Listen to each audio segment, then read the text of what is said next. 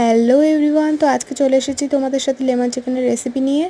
তো প্রথমে চিকেনটা ভালোভাবে পরিষ্কার করে 10-15 মিনিটের জন্য লেবু আর লবণ দিয়ে চিকেনটাকে ম্যারিনেট করে রেখে দিতে হবে।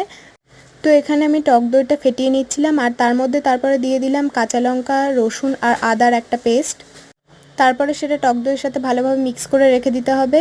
এরপর 10-15 মিনিট পর চিকেন থেকে জল বেরিয়ে গেলে এই দইয়ের পেস্টটা দিয়ে চিকেনটাকে 20 মিনিট মতন ম্যারিনেট করে রেখে দেওয়ার পরে এখানে আমি কড়াইতে দিয়ে দিয়েছি তেল আর তার মধ্যে দিয়ে দিয়েছি ফোড়নে তেজপাতা, 2টো এলাচ আর দারচিনি। এরপরেই চিকেনটাকে এর মধ্যে দিয়ে দিয়েছি। তারপরে ভালো করে কষিয়ে নিতে হবে চিকেনটাকে। তো চিকেন থেকে জল বেরিয়ে যাওয়ার পর আমি এখানে কিছুটা হলুদ ইউজ করেছি, এটা কালারের জন্য, তোমরা নাও ইউজ করতে পারো।